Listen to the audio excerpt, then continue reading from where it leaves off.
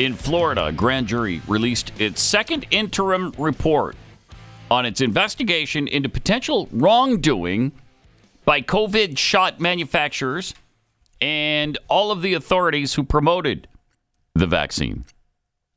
It was requested by Governor DeSantis and authorized by the Florida Supreme Court.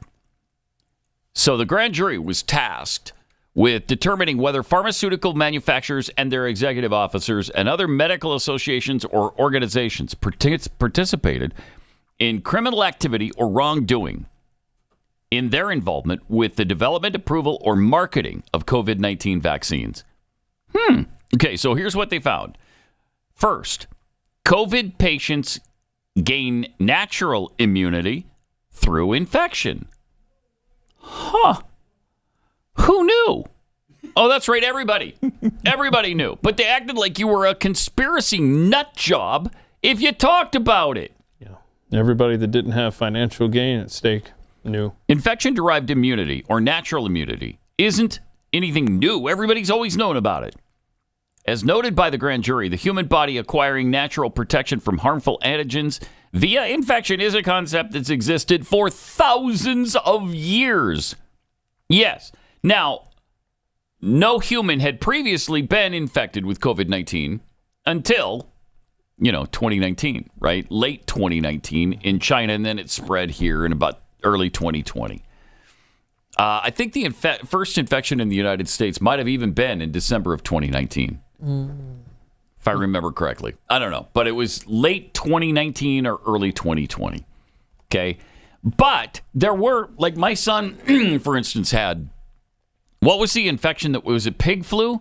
That's a swine flu. Yeah, the swine flu. My son got that in 2010.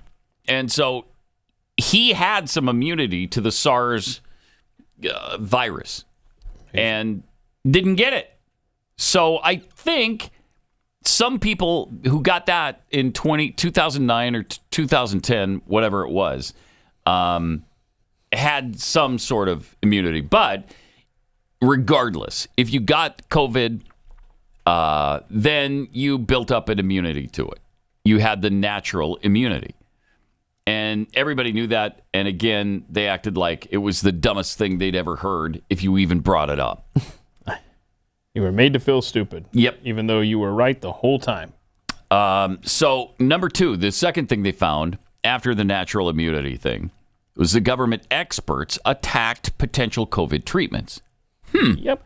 Like, ivermectin, for instance. While the grand jury noted the difficulty in finding effective treatments for a new virus amid a global outbreak, it lamented how some government officials committed avoidable mistakes when it came to messaging and communication with the American people about potential early treatment options.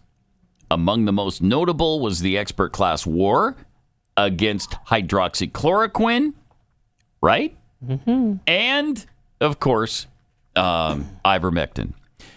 The jury noted how some well-credentialed scientists and clinicians were dissatisfied with the data the Food and Drug Administration used to justify its decision to revoke emergency use authorization of hydroxychloroquine for treating COVID patients. And they chose to prescribe the drug to patients based on the data they were examining. And there was even talk of taking away doctors' medical licenses if they prescribed this stuff. Yeah. Either hydroxychloroquine or ivermectin. It's horse paste. These quacks are prescribing horse paste.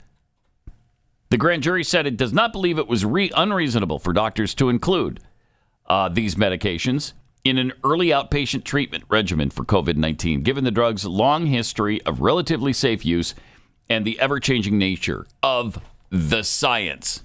And that's for sure.